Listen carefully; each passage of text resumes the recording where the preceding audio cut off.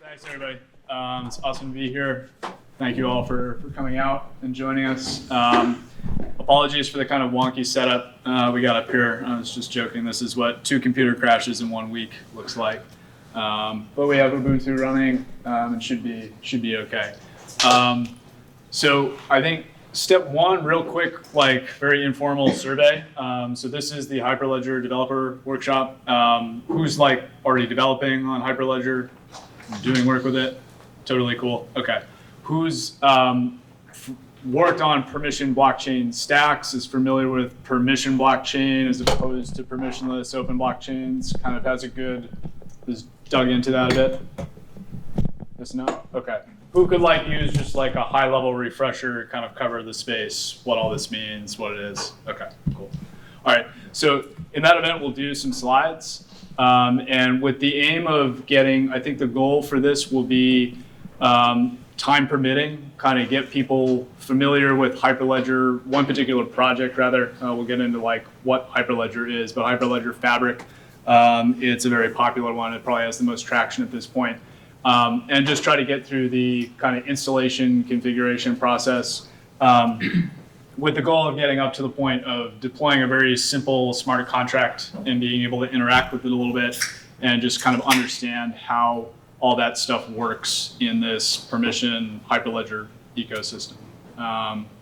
So that sounds good to everyone. That'll be the game plan for this session. So I'm a little bit restricted here. Let's see how I can get this to cooperate.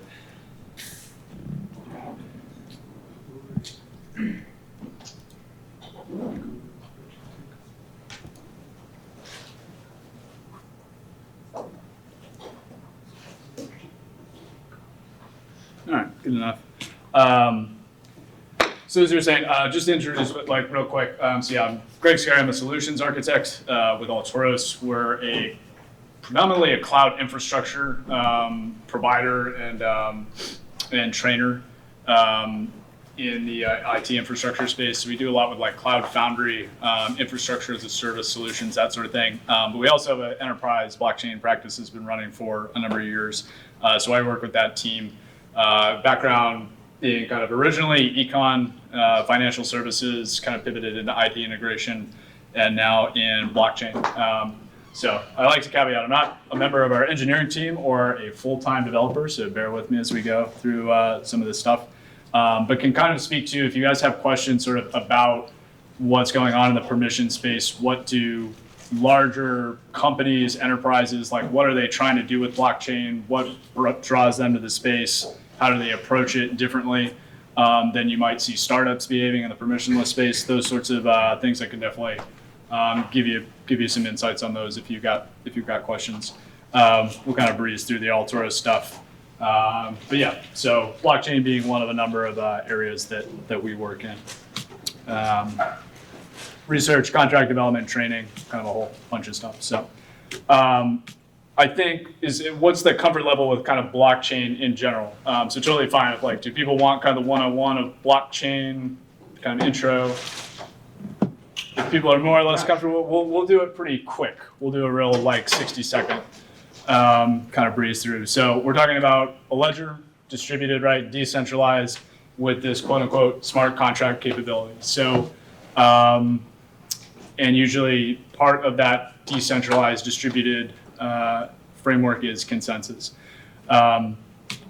So blockchain, right, a method of storing data where it self-refers, basically. It will every block in this chain, every piece of data item that is in the underlying blockchain basically has a cryptographic proof of the previous block.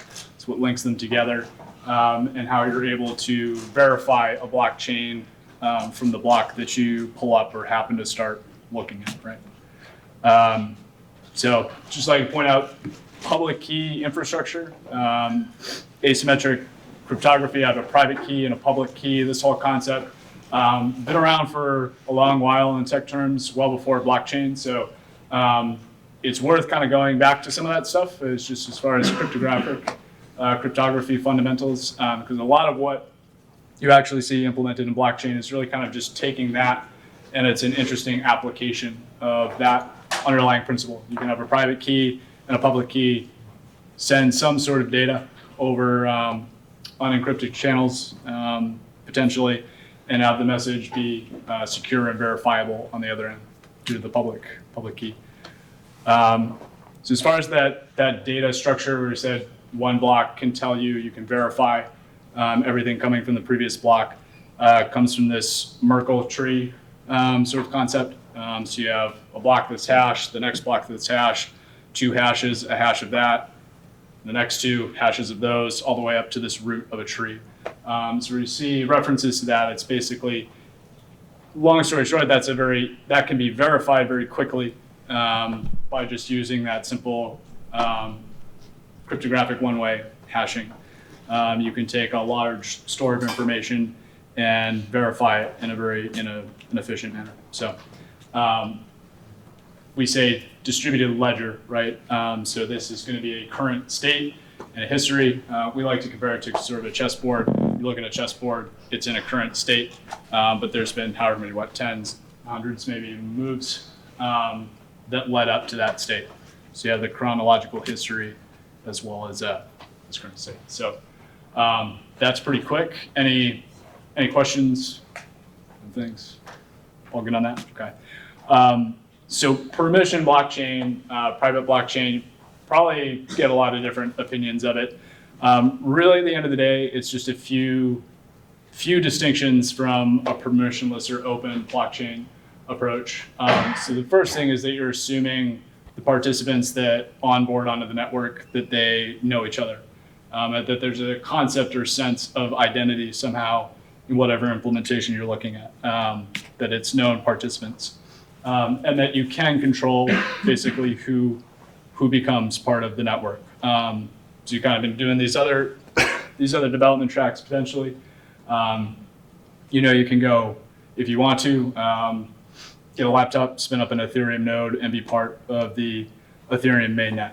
It's not really the way it works with permission blockchains. There'd be some sort of process by which you go through kind of like similar to a know your customer sort of style onboarding process, and you'd be issued some sort of certificate identity on this network that associates you to your node. And then number 3, the big thing is privacy. So the concept of you have all these nodes on the network. At different levels, you may have certain nodes that you can control access. So basically who sees what transactions.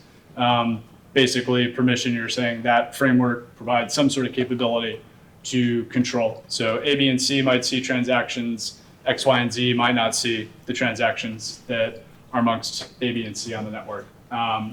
We can kind of get into their just generally scenarios or use cases where that's appropriate or that's what the companies involved are shooting for. And then you can get more fine-grained. You can have transactions basically go over the wire, but the stack that we'll look at, Hyperledger Fabric, it basically gives the ability to redact certain pieces of that transaction for sensitive data, so that the given node, the given participant can see the transaction, but certain pieces of data are restricted. So generally no native token. Fabric, the Hyperledger technologies are kind of rolling out the capability to create tokens more easily. But by and large, it's not an underlying part of the consensus protocol necessarily in a lot of the permission blockchains. And that has a lot to do with the fact that you're talking about known participants and that the perceived basically kind of attack vector, Sybil attack, 51% attack, it's kind of a different set of assumptions and approach. So we'll get into kind of the consensus process, but there's not this kind of gas or mining concept, generally speaking, in permission blockchains. So that can vary.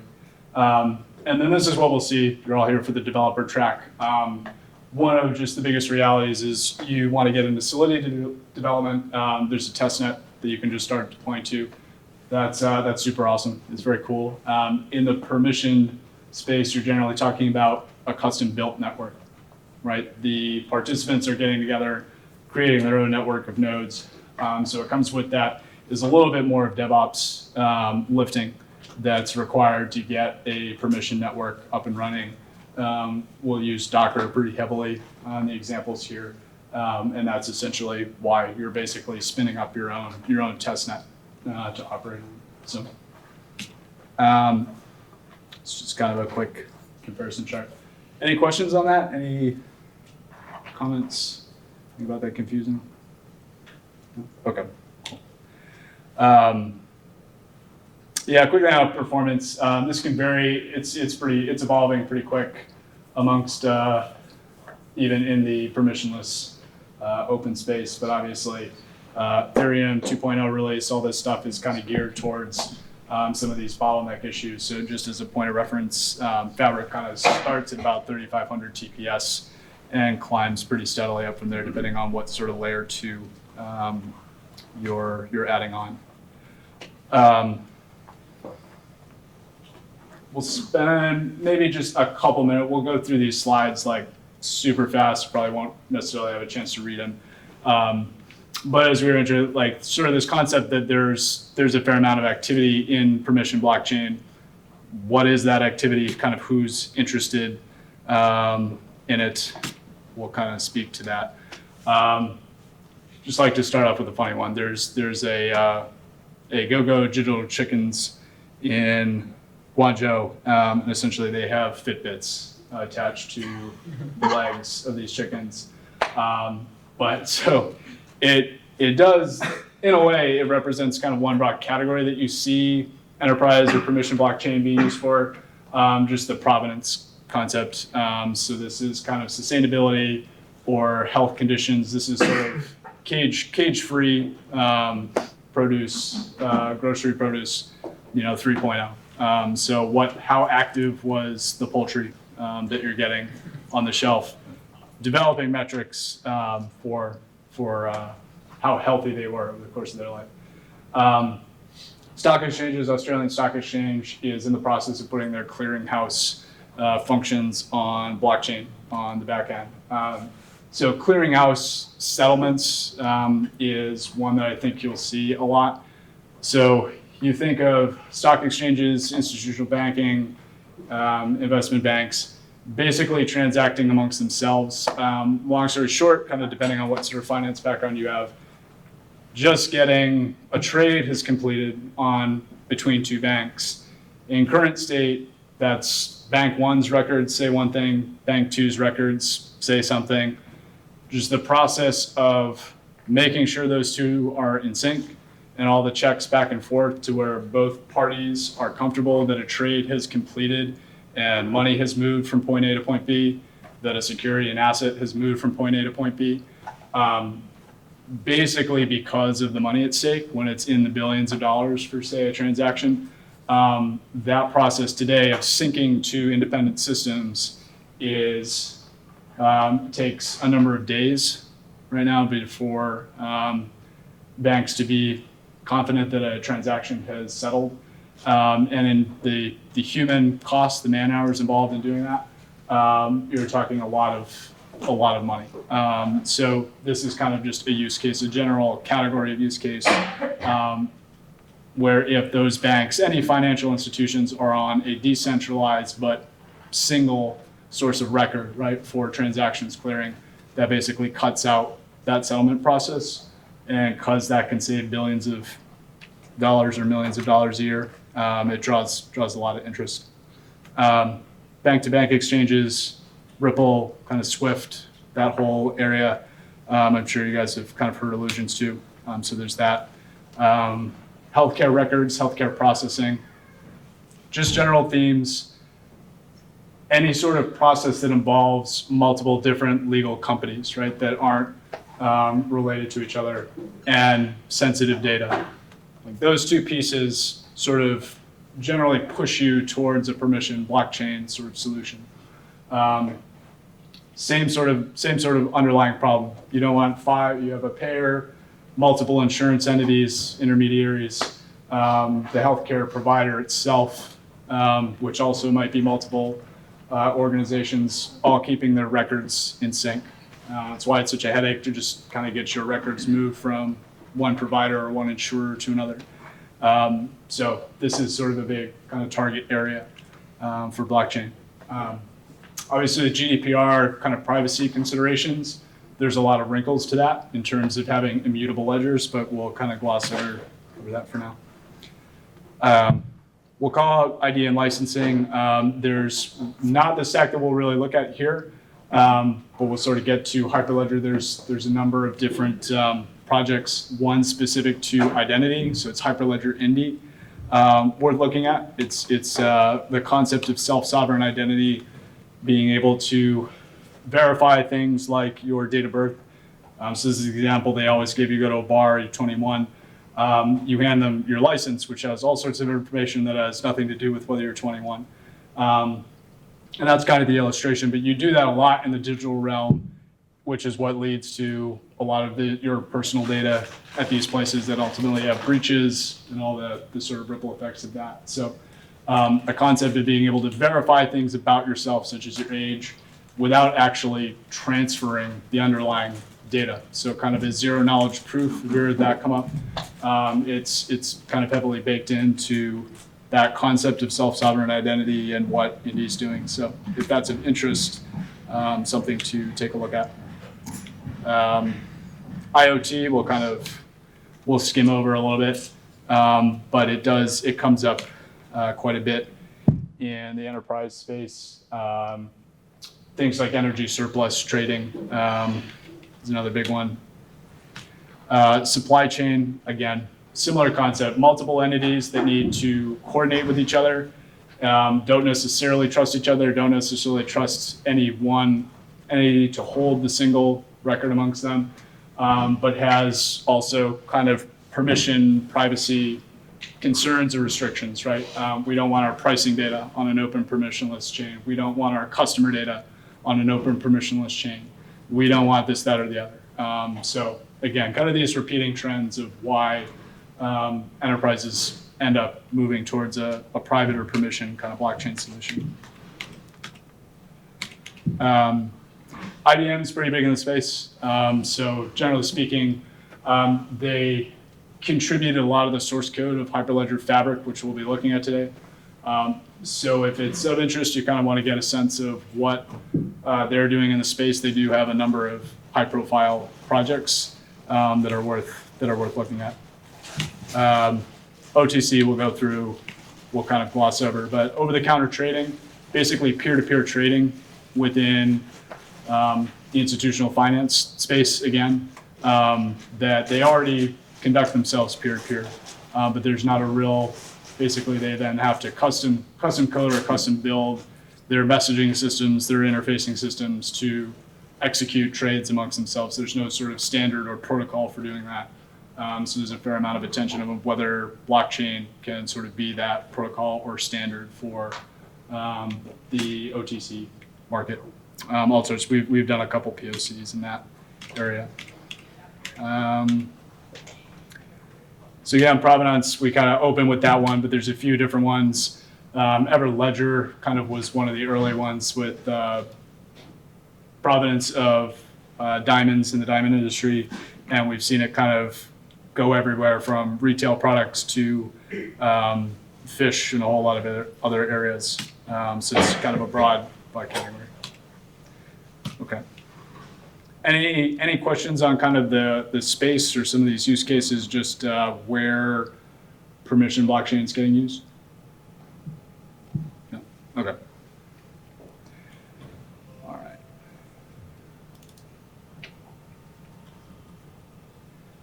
So real quick on, sorry.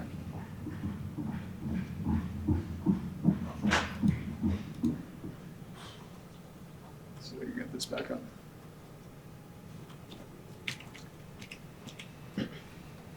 So quick introduction to Fabric, this particular stack. What the ledger, just the terminology that they use to clarify a few things before we get into it. So when they say the ledger, they're referring to the blockchain itself. the underlying ledger store, as well as a world state database. So Hyperledger Fabric for basically ease of use and to facilitate querying includes a kind of traditional key value store database, default being level DB, and you can swap in for CouchDB. So just to clarify that, so a lot of queries are going from world state. CouchDB gives you some better native JSON structure to the query returns, but you do kind of take a performance hit for that. So in most circumstances, we would just say leave the default level DB database in place. So one of the big things on the kind of data privacy in stacks like this, what Fabric does is has the concept of channels. So when you onboard nodes to the network, you'll indicate what channel they are part of, and you can create multiple channels. So you can have, generally, the pattern will be you'll have like a broadcast channel, just a channel where messaging and transactions go to everyone. And then from there, depending on what the scenario is, you can split it into individual channels. So again, you think kind of like supply chain scenarios, just one.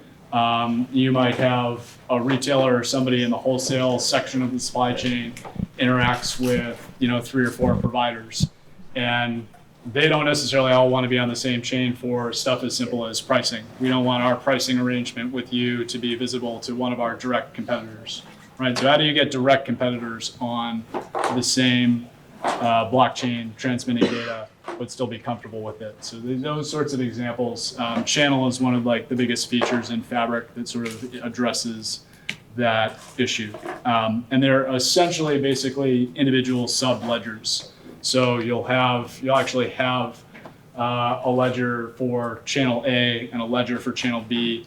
And if you're a node that is looped into both, then you'll have 2 sub-ledgers on that node or on that peer is what Fabric calls it.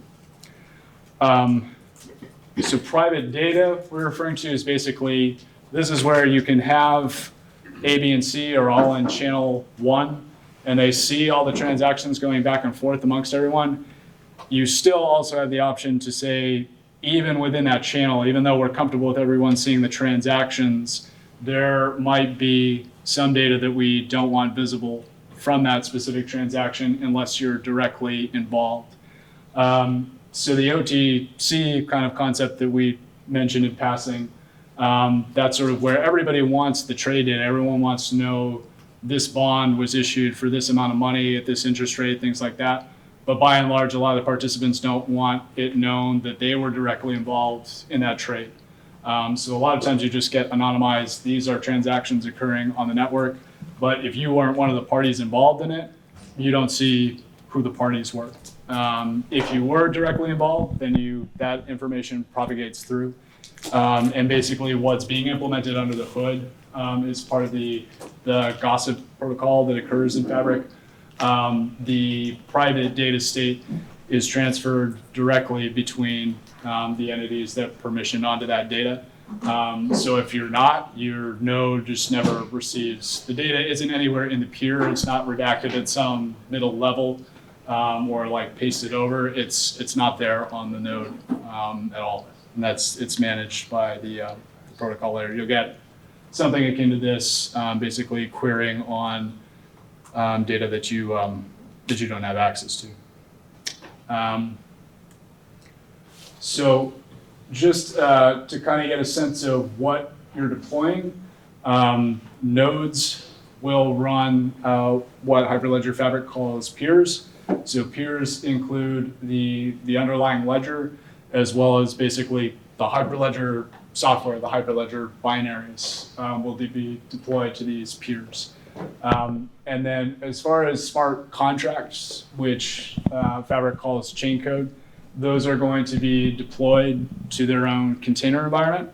And they're deployed as binary, but they're compiled and sent to their own container. So that's kind of what helps support the multiple languages that you can code Fabric smart contracts in. So right now it's Golang, JavaScript, Java, and the example that we'll look at is JavaScript. But so then you have a client side. There's an SDK to communicate from your client level application down to the peer, and then the peers are communicating with the containers over gRPC. Does that make sense? Does anybody have any questions on that kind of deployment model? Okay. So yeah, you'll have like a web app to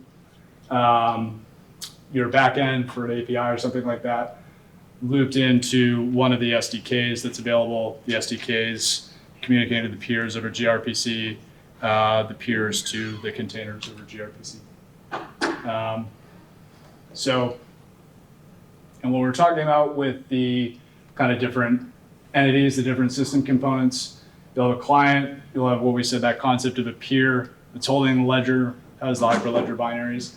And then as far as consensus kind of is concerned in Hyperledger Fabric, right? There is an ordering service, and basically the peers are validating or endorsing transactions that are sent from the client. And there's an endorsement process that runs through the peers. And then when that endorsement process is successful and it's validated, it is sent to an ordering service, which then basically all it does is sync the transactions. It keeps the chronological order of events on the chain and then broadcasts that back out to the peers. So the order itself doesn't hold the ledger. It doesn't control the ledger. It basically is just a message queuing system that takes the endorsements from the peer nodes and queues them and then broadcasts them back in order for committing. So quite a bit different, I imagine, than obviously what you'll hear, kind of the proof of work concept in Ethereum and similar networks. It's one of the bigger distinctions. We'll run through a few graphics for that if it's helpful.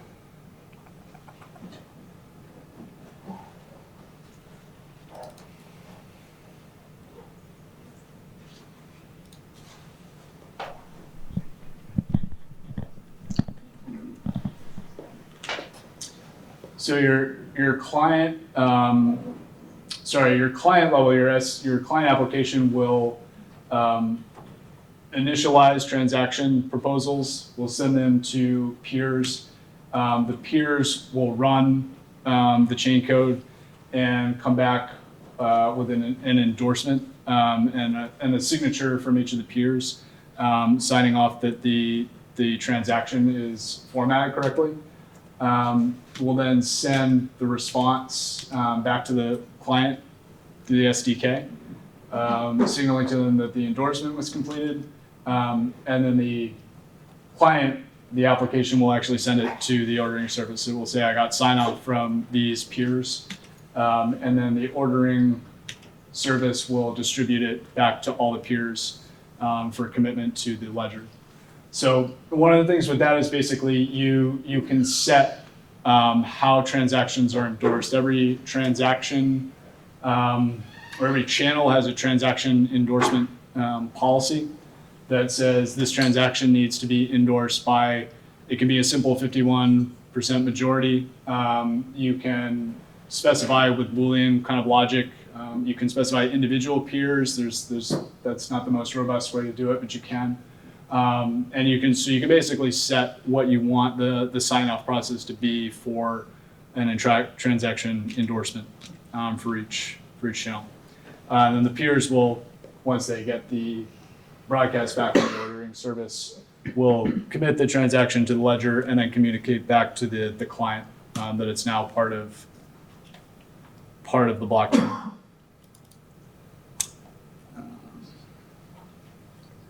Okay. So we'll try to keep it wrapped there. Like we said, want to get into the development kind of track, let everybody have a chance to try to get onboarded with Fabric. and try setting up one of these networks themselves and taking a look at one of the tutorials. So let's see. There were some prereqs. I'm not sure if they got circulated. So who got the prereqs list from someone? Okay. No. All right. Just so we're on the same page. Yeah, there are, to make it easiest, there are some prereqs. The biggest thing is Docker. So you mentioned like the chain code is running in containers. The peer, the order, all those components are actually running in Docker containers. That's basically how Fabric networks are deployed. Who has a functioning Docker environment that's kind of running? Okay, handful. All right. So yeah, we will give this I think what we'll end up doing is there's probably 3 to 4 stages of setup that is involved. I'll put the setup link and page up. I'll let everybody get to basically the instructions, kind of let you go working on that. Let me know if you're getting errors or whatnot. Just raise your hand. We'll try. There will be kind of limited troubleshooting that we can do in an hour and a half and an hour. So we'll just all have to, we'll see how far we can get. But then as people are working on the setup process, I'll kind of jump back and forth to the slides and cover a few more bits and pieces kind of here and there, just to fill the time a little bit. So, good. 2 things, should we use Ubuntu just like you? Is that required? And 2, can we use Windows subsystem for Linux if we have to use? Sure. Yeah, so no, you don't need to use Ubuntu. Basically, you're deploying via Docker, which is kind of why Docker is more of the hurdle or the bottleneck for prereqs. So if your Windows system supports Docker, you should be good. And then as far as programming languages, there's kind of a few, but it's primarily Java, JavaScript for the SDKs, and then the smart contract languages that are officially supported. There's a high emphasis on Golang, but the example that we'll look at is JavaScript, and then Java is also supported. So no, don't need a Linux environment. Docker is the biggest thing. And then depending on what your kind of development language environment of choice is, some of the requisites for, say, a Golang environment, IDE sort of thing. So, sure. I'm on the Hyperledger Fabric page. Should we just follow their instructions? Yeah, I'll bounce to slides periodically to fill in a few things, but by and large, we're just going to be going through what's documented on the read the docs for Fabric. So yeah, you can even Google, and so this would be step 1 is to get yourself to the Hyperledger Fabric docs. You can just Google Hyperledger Fabric, read the docs, and it should get you here.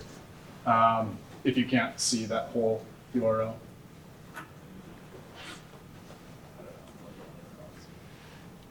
And so we'll be under getting started, prerequisites, and you'll see here curl. Curl is basically just so you can go get the script. They have a convenient script that you can pull for the installation of Hyperledger itself.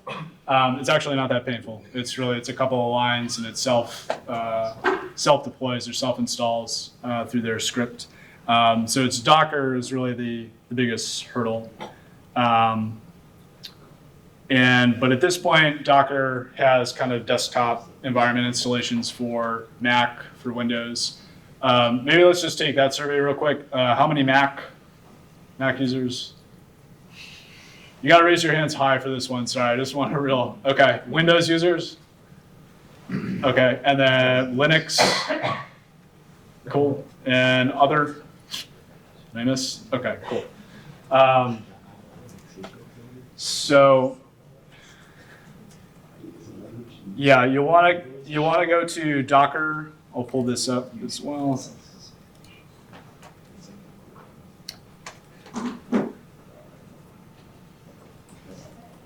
but you should, even from the Docker homepage, get started. They will, I think, direct you to their install process. Let's get to the docs.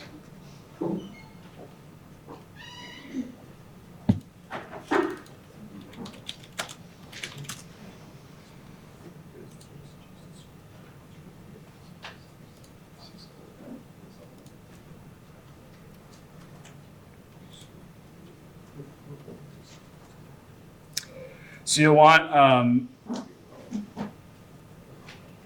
you ideally just go and install the Docker desktop environment because they support Windows and Mac with the desktop installation. But if you do kind of get to the documentation area, just make sure you're doing Docker Community Edition, the open source, the freeware. Just avoid the Docker Enterprise because that's a commercial variant.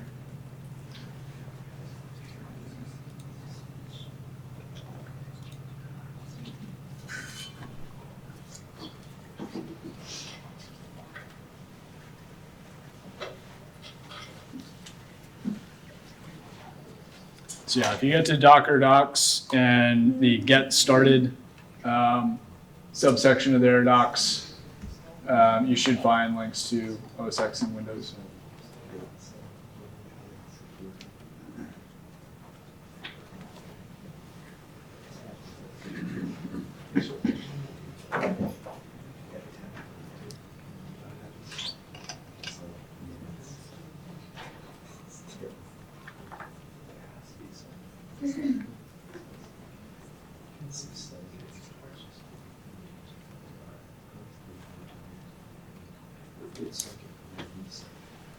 And for this, just shoot your hand up. If you're getting issues, troubleshooting. We'll do the best we can to time allowing to try to get you through any hiccups with that installation.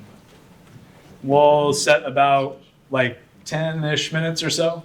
We'll block off and then we'll kind of keep moving just to show some of the other steps.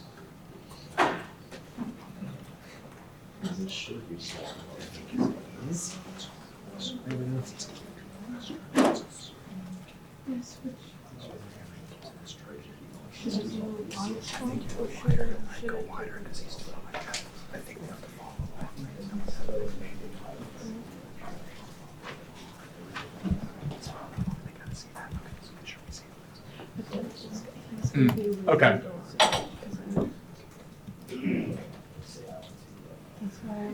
While you guys are doing that, it's not to distract you, so just sort of tune me out if you're making progress on that. But just a little bit of background on Hyperledger, because I know there's a whole bunch of stuff that actually goes on underneath that header. So to give you a sense, oriented to like where we are within the blockchain ecosystem. So Hyperledger, it just really means Linux. It is the project or the initiative under the Linux Foundation focused on blockchain open source development, particularly for the enterprise space. So that is what Hyperledger is in a nutshell. It's an open source consortium of different member firms and enterprises that are all collaborating under Linux for open source development of blockchain technologies, by and large aimed at the enterprise space, so permission, quote unquote, blockchain. This kind of goes back to early 2016. Basically, there were a couple of different companies working simultaneously in-house on a number of different blockchain projects. And they began to kind of organize, collaborate amongst themselves to put that in open source. So basically, early days, IBM, Digital Asset, and Blockstream, they committed this source code that they were working on, renamed it Hyperledger Fabric, and that was one of the first projects under Hyperledger. That's why you see a pretty heavy association between IBM and Fabric. There is IBM's blockchain as a service, all those things. But that's one of the things I'd say, like, to just be aware of is that a lot of these companies will have a hosted kind of solution. They'll have company XYZ blockchain. But these projects that we're talking about here, they are open source at the end of the day. They're not owned by any particular company, even though you'll see kind of a heavy association with whoever contributed a lot of that original source code, as you see with Fabric and IBM. So there's another project, Sawtooth, it's a similar story with Intel. Intel contributed a lot of the original source code, and they continue to do a lot of the ongoing contributions and development. So you see a heavy association there. But Sawtooth is an open source, completely open stack. So today we have a whole bunch of member firms in Hyperledger. That's sort of where I link in. Alturos links in. We're a member firm, and we do a lot of. It's kind of a Red Hat style of implementation. So you have an open source underlying software, and then a lot of companies basically provide services or kind of packaging of that software in various capacities. So we'll kind of we won't delve into all of these, but long story short. So basically, like everything we're doing today is really just the third stack yet, so Fabric. But there's a lot going on with Hyperledger. There's basically, at this point, there's 6 of these standalone blockchain deployment frameworks that are all being simultaneously developed and nurtured, kind of incubated under this Hyperledger initiative. So we get the question a lot, why is there a whole bunch of frameworks? Are they trying to merge them? What's the story there? For now, they're taking kind of an internal friendly competition approach to that. And we're already seeing kind of like each project kind of competing with each other. The features sort of get ported over from one project to another. We're also seeing a lot of interoperability initiatives. So basically Fabric support for a Hyperledger Burrow EVM. So Burrow kind of it runs on Tendermint, has a strong EVM kind of foundation to the whole project. So if you're interested in overlaps between Ethereum and the Hyperledger space, Burrow is a lot of that overlap. Basically, which they've just open sourced, that's a very recent one, is a Ethereum client.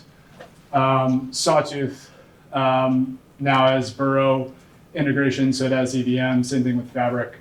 And then indeed, we were saying is that kind of identity-focused project, which has a lot of interesting use cases. But we don't, I think in this format, we won't really delve super deep into any of them in particular. As far as this tools, Explorer, is there an Explorer for Hyperledger blockchains? Yes, it's called Explorer. Caliper is kind of a network performance benchmarking tool. You want kind of more sophisticated data on what's going on inside your network. They developed a dedicated tool for that. Avalon, interesting. That's the Enterprise Ethereum Alliance trusted off-chain compute specification. It's the Hyperledger implementation of that. Cello is a deployment automation. It's kind of your Ansible-ish kind of solution for Hyperledger. Grid's interesting. So Grid runs on Wasm. Anybody that's interested in WebAssembly, if that's a particular interest to you, Grid is built entirely on Wasm, or it's meant to deploy or compile to Wasm. Quilt is a implementation of the Interledger protocol. So anybody kind of interested in Cosmos, the Cosmos network deployment in the Ethereum realm, and interoperability protocols, blockchain of blockchains. The Quilt and Interledger protocol is a very similar focused project in that domain. And then for anyone interested in cryptography, anyone specializing in cryptography is a specialty. Ursa is basically kind of OpenSSL retooled as like a blockchain first library. So it's all the cryptographic work that is being done on these projects. They basically centralized a lot of the code base for those cryptographic helper functions and libraries and compiled them into that project Ursa. Okay. So we'll keep things moving through the installation process. This will be kind of like if you may have to follow along here, hopefully you can get sort of some reference points. You go back and continue the process later. This will hopefully help get you through that. So one thing for installation of Fabric, this is kind of a gotcha, so just don't let this one get by you. You don't necessarily have to do a full Go. You don't have to like become a Golang developer and do all your smart contracts in Go. But Hyperledger itself has certain packages that it compiles as Go. So you do want your Go path basically set up. Which is really just that one line. You basically just need to have a Go path defined on your machine so that when Hyperledger install runs its scripts, it can put it on your file directory. So the one they recommended, or basically just the example they give is home Go. But you can set that to be kind of whatever makes sense for your development environment. But to just make sure that is set before you try to deploy.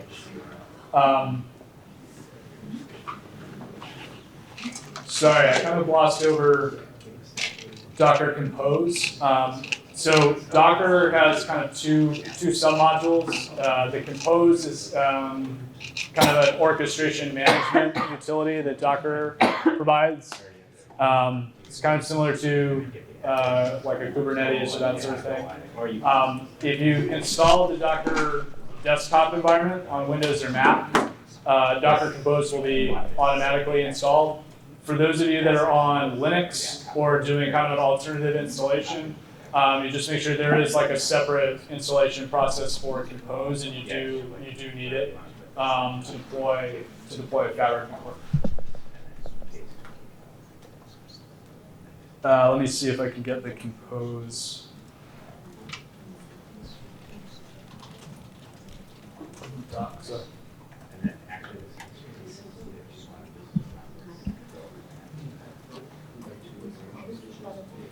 So this will pull down all those Docker Linux containers. Yeah. So again, if you're doing Linux install, docs.docker.com. Compose/install, and just make sure you follow that process.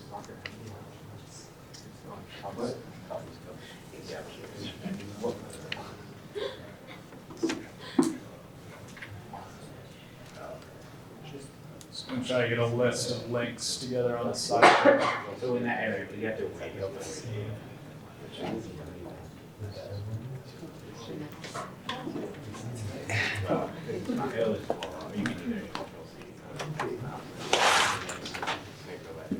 Okay, so also in the installation you'll see basically depending on the development you ultimately want to do from a language perspective, it basically refer you to the Golang installation and setup or Node.js setup if that's what you want to develop in, also for Python. And then some extra kind of Windows gotchas that mostly relate to Windows 7. So again, we'll kind of do a walkthrough with the time we have, kind of give you reference points for if you continue doing this later. So choose a location on your machine where you want to basically download Fabric 2. Really what it's going to download on your file system is a repo of sample directories. And this is, if you're kind of just following along for purposes of this session, this is another link. I encourage everyone to check out GitHub Hyperledger Fabric samples. Because this is really, it's going to give you sample deployment scripts that's going to include sample CLI command terminology, example chain code, and a number of other basically kind of reference points that a lot of what the tutorials go through. This is the code base for all of it. So again, it's open source and you can read through things. Let me just pull up So this is FabCar, kind of the tutorial that we're aiming to get to today, if we can get through installation. And you can pull up basically, this is the client SDK, basically API that's been developed for that tutorial. You can go through the source code directly on GitHub if that's kind of the easiest way to get into it. You can see here things like how this is an enrollment SDK API for that certification process of onboarding a user. And you can see a lot of that in this repo. The chain code is also here. So if you do Fabric samples and you go to chain code, again, the tutorial that we want to go through today is FabCar. And then we can look at the JavaScript chain code. And then it's under lib. And so here you have an example of some Fabric, a smart contract in Fabric, basically creating a small database of, these are automobiles. So this example here, the tutorial for today is just kind of a read-write CRUD operations on Hyperledger Fabric blockchain. But so this is where it creates the methods for querying all the items in the database, doing a create, querying individual values off the ledger. All the methods for that are defined here in this chain code. Other people have had the same problem. So again, zoom back up. Just if people want to sort of cut to the source code for this, basically the examples, the tutorials, it's Fabric samples, and then there's a chain code directory under there where you can look at the chain code for this particular tutorial that we're looking at and a bunch of other ones. So it's kind of a good repo for example Fabric smart contracts for anyone that's interested in that.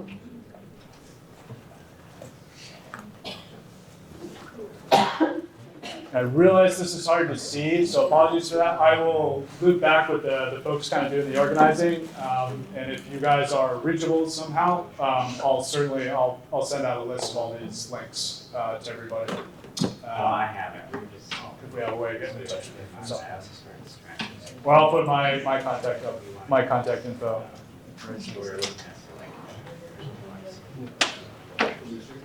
Yeah. Okay. What's that? So if you're trying to follow along with the install, and you may or may not have Docker set up, but if you want to just go through the process of installation of Fabric, we're going through the getting started, install, samples, and binaries. Really, as long as you have curl installed, you should be able to run this command here.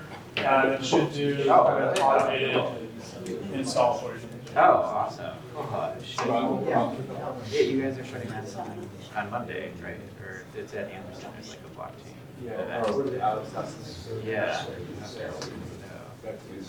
Oh, cool. Oh, awesome. Yeah. Yeah, the data science center. Yeah, stop by, you guys. We're in YRL. So, yeah, you guys have to talk before. I don't have a card, but you just. Yeah. And for anyone concerned about running scripts on your machine, it's totally valid. You can just pop over to the script on GitHub, and it'll kind of walk you through what it's doing as far as installs. A lot of it is just it's cloning the repo and then setting up the Docker environment, pulling the Docker images. So that is where if you don't have a functioning Docker environment, that section of the script is likely going to fail because it's trying to use Docker to pull specific container templates from Docker's hub. But the other installation should complete. And obviously, if you want the samples just themselves, you can pull those directly from GitHub. You can just clone the samples repository on its own, or just download it. Yeah.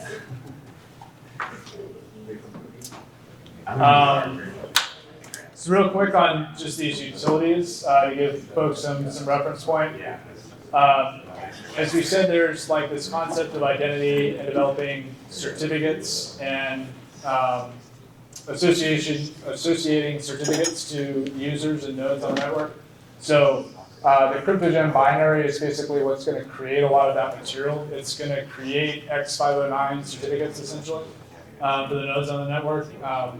And that's just really another FYI. So like the certificate technology being used in Fabric is pretty much exactly what you have for HTTPS today. So you pull up a validated website, you look at their certificate, it's using the same spec and standard for certificates for nodes on the blockchain network.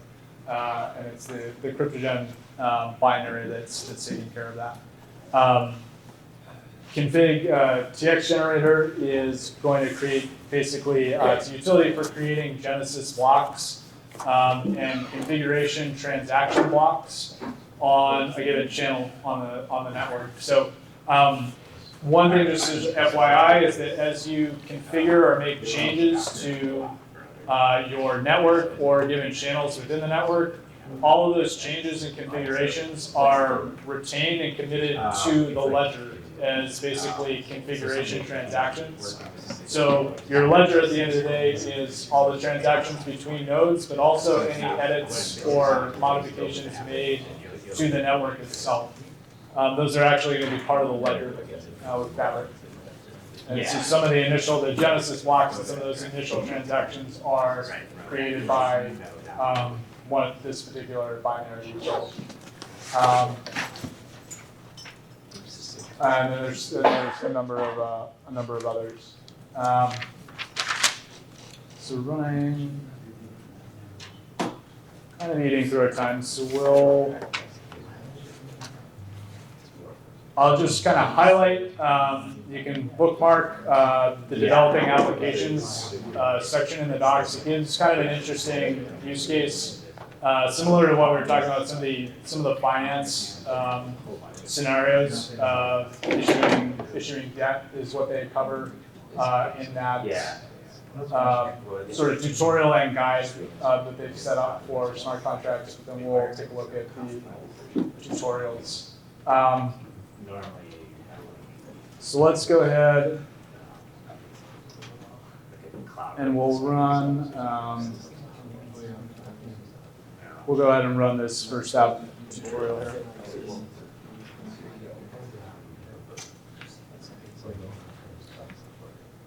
So the tutorial that we're attempting to run through, so we'll kind of do a walkthrough. I know a lot of you probably won't have a chance to do this live, but as a reference, we'll kind of show the steps so you have a sense, and then you can return to it after. But so this is that smart contract that I just actually had pulled up. Go to it one more time. Right. Look at the JavaScript one. So we'll just step through this example. Basically, this smart contract is creating this database repository of automobiles and just kind of very simple read-write operations. It provides you a script, and actually there's a whole separate tutorial of building your first network. So this was one of the basically prereqs. One thing ideally you do if you're able to get Fabric installed. And it's just a simple bring a network up, compile all the nodes, deploy all the containers, deploy the peer containers, deploy the ordering service container. Really just all that DevOps. There's a tutorial that's just specific to that. It kind of cuts out any development of the application layer or chain code. If you just want to have kind of a bite-sized exercise that just focuses on the DevOps, you definitely go through that. And this just kind of starts from there and layers on the process of deploying a smart contract. So you should be able to do, and we'll try to step through these.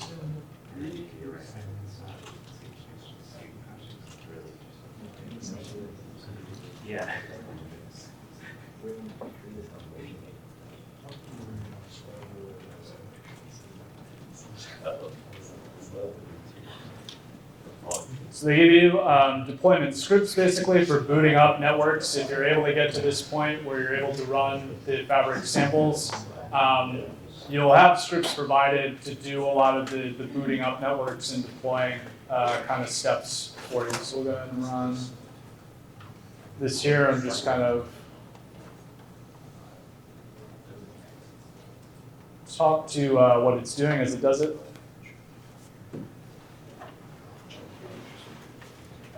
So we'll let that run in the background. And then anyone who's curious who wants to just kind of look at the source code of what's running, this is all available on the GitHub repository. So we can pull up this here. Yeah.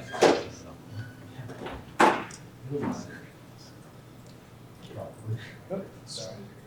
So this it'll run pretty fast, but where we're just kind of talking about the cryptogen binary, that running, and the config txgen. Basically, as these networks, as the scripts run, you'll see a lot of it is just cryptogen running to create an identity concept for these nodes. So you see, it's fairly generic. We're going to have 2 orgs, which is just kind of an abstraction layer that Fabric has, that you're given abstracted entities on the network will be referred to as orgs. The actual nodes running the peers will then be peers. So it's really only 2 layers. You have a peer underneath the org, and then generally you have, just for redundancy, 2 peers per org. So you'll see in a lot of these self-start scripts, it's basically just going to be creating a container for peer 1, peer 2 under an org, creating another peer 1, peer 2 under each org. And it might take a while depending on what our internet connectivity looks like. Looks like that might actually be a little spotty. Which can get a little slow. Some of the Docker images, Docker containers are a bit, yeah.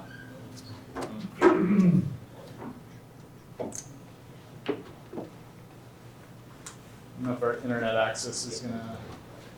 The internet's like 2. Okay, I was gonna ask what people's experiences have been. Okay. It's still downloading 2 gigabyte, 3 gigabyte ISO. But I started downloading when we talked about Docker. Okay. Yeah. Okay. All right. In that event. Okay, yeah, because that's basically, this is kicking back, just saying it tried to start working on a container image and it already bounced it back. I was figuring we'd have problems because I know most of this is dealing with, I don't know, I guess server stuff. So Yeah, yeah. Do you think it's a problem with connecting to like where is it actually? It's just the size of the images. yeah, no.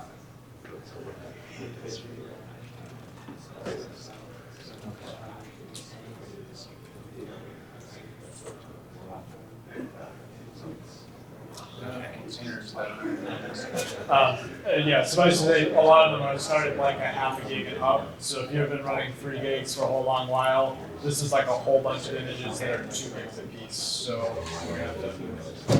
Yes. So when I run this script, I'm getting error that was not connected to Docker daemon, but as Docker was in both compose and so. That's awesome. So Okay. You might have when we'll have to, troubleshooting will be real quick, but I'll.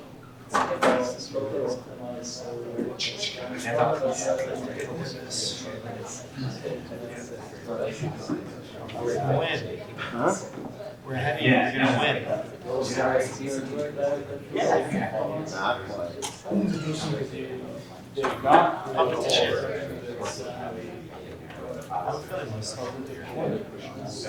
Who's James? Huh? Is James at the other speaker? Did he leave? Other speakers. I don't think it would have. This is most likely. What's dinner?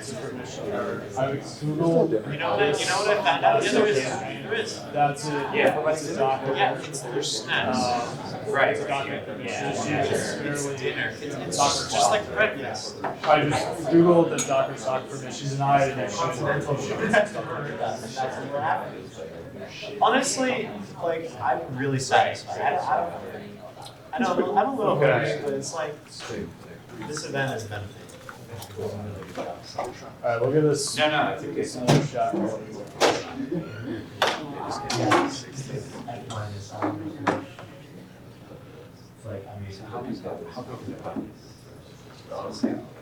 They have other offices. Yeah. Wow, that's going way faster. It's pretty good at stopping the disasters. It's it's downloading them.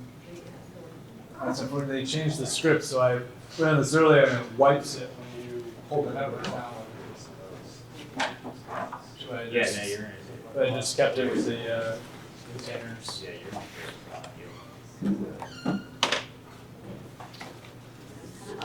Everybody. All right, let's see.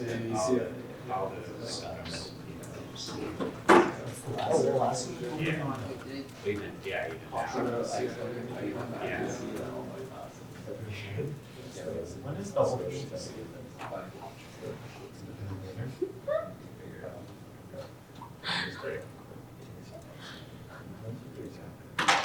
So maybe this is just another FYI for Yeah. just to get a sense of where things get deployed to.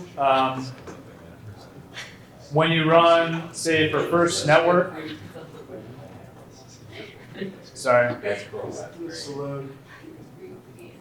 Basically, under these directories called crypto config Yeah. is where you'll find a lot of this identity certification materials. So where are your private keys? Where are your certificates? You want to see any of that material. Generally, the default is going to be to configure a directory called crypto config, under which you can see it'll be subcategorized. You'll have the order, service, its credentials, and then for each peer organization, you'll have their materials. But if we can get down to the bottom for one of these peers. Okay, this is actually running. You have all the certs, so you'll have the certificate authority cert, the key store, the private key will be below that. So you can actually pull up and look at the private key file, the public key file. Oh, See no, this. like 10, yeah, 10 or, yeah.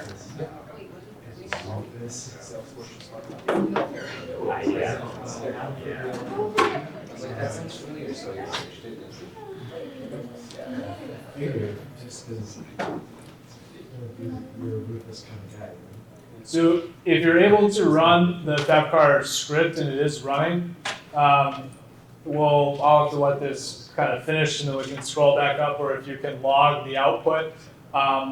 It's a pretty good example because it's commented pretty well, and it will explain what it's doing in each step, and what you'll see under each of those steps as the script runs is a lot of the CLI example usage. So it'll be running, as you said, that cryptogen binary, the config tx binary.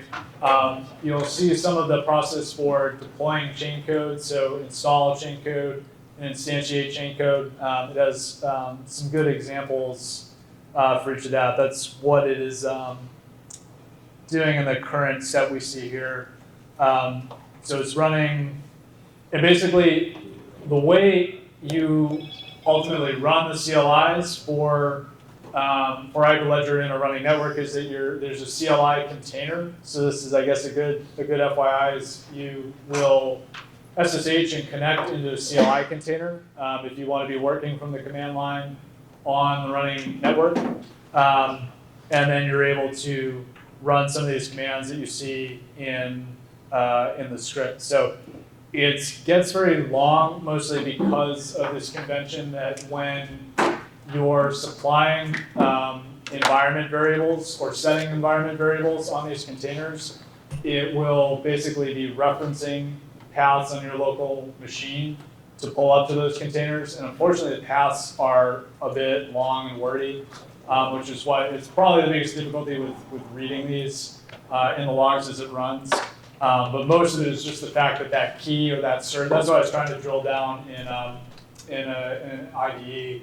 So you can just see it's a lot of these lines are really just defining those long paths to, but the point is that it's just setting, this is where a key is, this is where a cert is, so that it can validate that it's allowed to instantiate or install a chain code, for example, that it's doing here.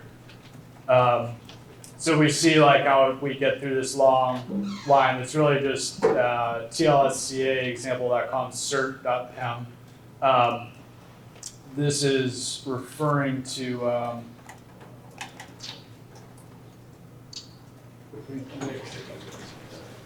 okay, so we're going to be running short on time. So it's continuing to do its best to work through this, but I think some of the downloads of the images is going to hold us up a little bit. But some of the things that you will be able to see in here, just that we were referencing before, like that endorsement policy concept, just will actually show up in some of these. So you see where it's defining org 1 MSP member, org 2 MSP member. Basically, so it's setting an endorsement policy for the particular contract that it's deploying, basically saying for this contract to be endorsed, it needs to get endorsement from one org from, one peer from org 1 and one peer from org 2. So just like an example of an endorsement policy that you can set. And basically, because not a lot of people do a lot with Docker, there's a little bit of a ramp up kind of onboarding process for that. But basically, there's a particular type of configuration syntax that they use. It's a YAML file. You'll see it come up a lot, kind of any work that you're doing in DevOps. And you really just define these. It's a line by line kind of syntax structure for basically a large object for all these properties for things like endorsement policy, as well as just a bare bones kind of structure of deploying XYZ nodes. You're going to have 3 orgs or 25 orgs or whatever it is. You really just have a series of configuration files where you set all those properties that run when you do like a Docker deploy command. It ultimately just reads from those for setting up your network. But along with that, you have some actual Hyperledger logic that's defined in those configs as well. So that's things like endorsement policies for a contract and things like that. Just seeing if there's anything it's currently doing that I can call out. So yeah, this is just pure chain code instantiate. It's instantiating a particular contract. You specify what order it is for the channel. You specify the channel, the name of the contract. You specify the language, and there's a versioning. So just kind of network maintenance, kind of how are smart contracts updated in Hyperledger Fabric. You're basically just specifying a version as you deploy. And then it has a logic kind of validation that if you go to install or instantiate new chain code, that you need to be following that versioning increment. Otherwise, it kicks it back.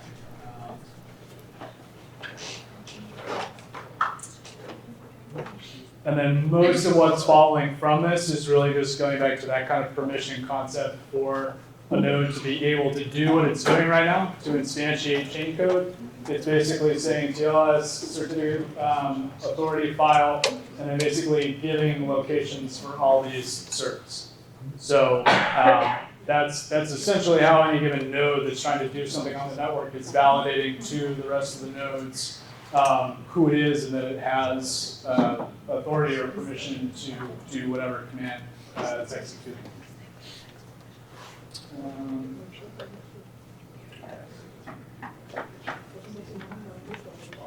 Okay, so I think we actually have We're running network with 5 minutes.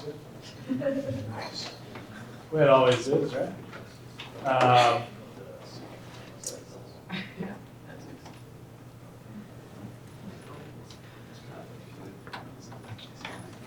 And really in this tutorial, the only layer that it's really adding is that if you can kind of remember that visual of the client layer. The client has an SDK. The SDK is communicating with this peer on the node via gRPC. Most of this exercise is really just utilizing that SDK and some prefabricated JS APIs that they basically built for you to kind of use and test out. Let me just make sure this should already be installed. So really all you'll do in this exercise is you'll, and somebody just pointed this out, it's a little, things are kind of stored in different places. So if you go into Fabric samples, you just want to go into the FabCar tutorial directory that we see here. And then what we just ran was that start Fabric script, which is going to run that Docker process, deploy everything. And then you can CD inside of the JavaScript repo. This is what you'll do like an npm install to install everything. And then if that is successful, then you should be able to run some of these examples that are just node commands.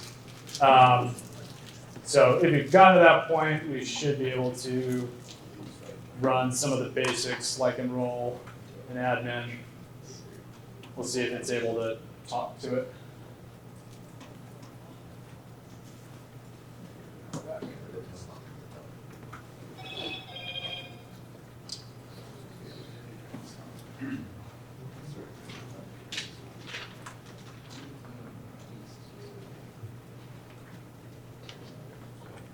Once we read all. Okay.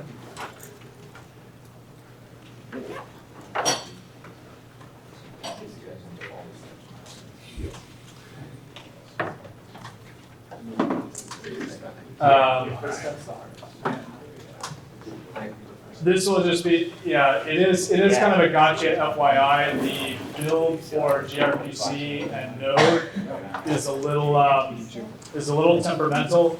So just making sure if you're on Node 13, I would bounce back to Node 12 or even Node 10 for the build, just because you can. Long story short, you can get gRPC already compiled in binaries rather than building it yourself, which is liable to have issues or fail. So we'll try reinstalling. I think we're running up on time though, so Keep doing this.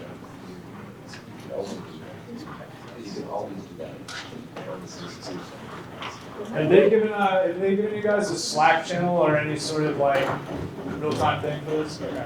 All right. Well, last ditch then. I'll just I'll throw my info up here. If you have questions, you want to get in touch with me, or just want like these list of links.